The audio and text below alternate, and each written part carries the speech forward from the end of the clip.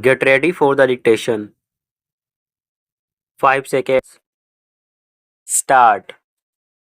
Mr. Deputy Chairman, Sir, I wish to speak a few words on this bill.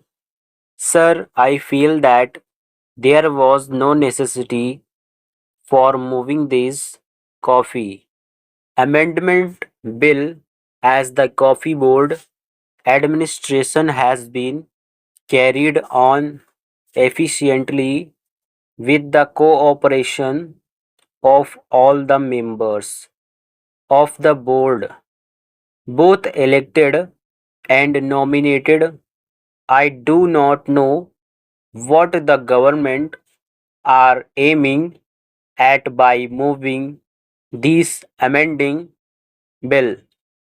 Government have not pointed out in what way the elected representative of growers worked against the interest of the government or the board or the planters.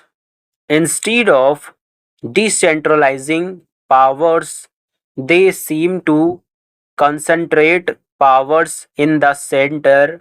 I think, sir, this is a bad policy. The government should decentralize powers and distribute the same among the people. Sir, I know that the nominations representing several interests such as labor, consumers, trade, etc., are being made by the government till now. The coffee growers used to elect their representatives to the board. They had the right of franchisee and used to elect representatives in whom they had confidence.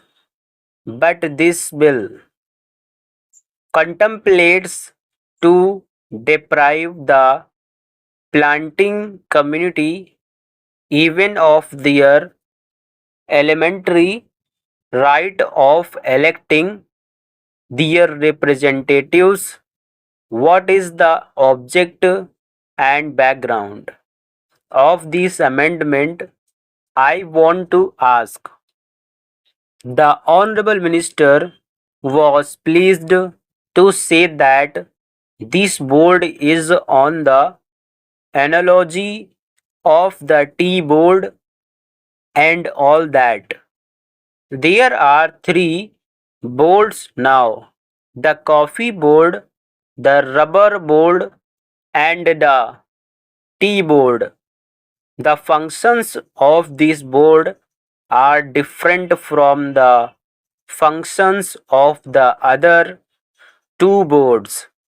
You cannot place the functions of the coffee board on an equal footing with those of the tea board or the rubber board. The same rules as can be applied to the rubber board cannot be applied to the coffee board. Sir, the coffee industry is now facing a great crisis. The prices of coffee, both in the internal as well as in the external markets, are going down from year to year, and the cost of production is on the increase. The cost of manure and state implements has gone up beyond limit. The increased labor wages, introduction of provident fund and bonus, and several other provisions of the Labor Act are standing in the view of development and progress of the coffee industry. Sir, our coffee production is not much and we are not able to cope with the foreign competition. Stop.